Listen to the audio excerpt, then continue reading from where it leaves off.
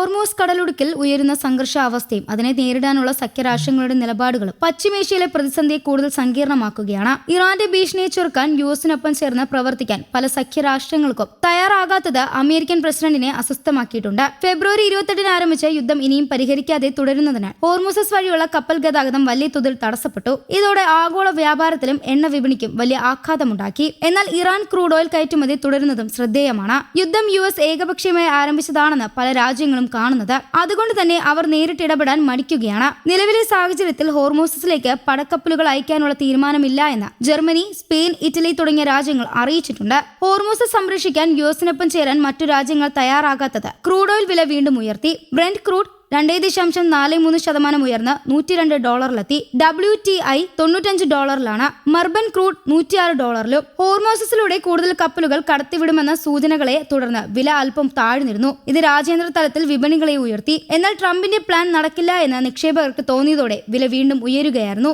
ഹോർമോസസിലൂടെ crude oil കടത്താൻ Iranian കപ്പലുകളെ US അനുവദിക്കുന്നുണ്ടെന്ന് ഇന്നലെ treasury secretary Scott ബെൻസെറ്റ് പറഞ്ഞിരുന്നു. വിപണിയിൽ വിതരണം മുടങ്ങാതിരിക്കാനാണ് നീക്കമെന്നാണ് അദ്ദേഹത്തിന്റെ വിശദീകരണം. ഹോർമോസസിൽ സുരക്ഷ ഒരുക്കാൻ വിവിധ രാജ്യങ്ങളെ അണിനിരത്തുന്ന സഖ്യം ഉടൻ പ്രഖ്യാപിക്കുമെന്നും യുഎസ് പറയുന്നു. ഇതിലേക്ക് ചേരാൻ രാജ്യങ്ങൾ തയ്യാറാകണമെന്നും ട്രംപ് ആവശ്യപ്പെട്ടു. ചരിത്രത്തിലെ തന്നെ ഏറ്റവും വലിയ ക്രൂഡ് ഓയിൽ പ്രതിസന്ധിക്കിടെയാണ് യുഎസിന്റെ നീക്കങ്ങൾ. നാവികസേനയുടെ അകമ്പടിയും ഉയർന്ന ഇൻഷുറൻസ് തുകയും വാഗ്ദാനം ചെയ്തിട്ടും ഇറാന്റെ അനുമതിയില്ലാതെ ഹോർമൂസസിലൂടെ സഞ്ചരിക്കാൻ കപ്പലുകൾ തയ്യാറെടുക്കുന്നില്ല എന്നാണ് റിപ്പോർട്ടുകൾ. ചില കപ്പലുകൾക്ക് നേരെ ഇറാൻ മിസൈൽ ആക്രമണം നടത്തിയിരുന്നു. ആക്രമണങ്ങൾ ഇനിയും ആവർത്തിക്കാനുള്ള സാധ്യതയുണ്ടെന്ന് സുരക്ഷാ വിദഗ്ധരും പറയുന്നു. ഇറാന്റെ ആക്രമണശേഷി കുറഞ്ഞുവെന്നും ബോധ്യപ്പെടുന്നതിന് ശേഷമേ ഹോർമൂസസിൽ കപ്പലുകൾക്ക് അകമ്പടി സേവിക്കാൻ യുഎസ് തയ്യാറാകൂ എന്നും റിപ്പോർട്ടുകൾ പറയുന്നു. 3 ദിവസത്തെ നഷ്ടം പഴങ്കഥയാക്കി ഇന്നലെ ഇന്ത്യൻ വിപണി മികച്ച നേട്ടമുണ്ടാക്കി. 938 പോയിന്റുകൾ കയറി സെൻസെക്സ് 75,502.85 നിഫ്റ്റി 1.11% നേട്ടത്തോടെ 23,408.80 HDFC ബാങ്ക് പോലുള്ള ഓഹരികളിൽ നടന്ന വാല്യൂ ബൈയിങ് ആണ് വിപണിയെ ചാഞ്ചാട്ടത്തിനൊടുവിൽ ലാഭത്തിലെത്തിച്ചത്.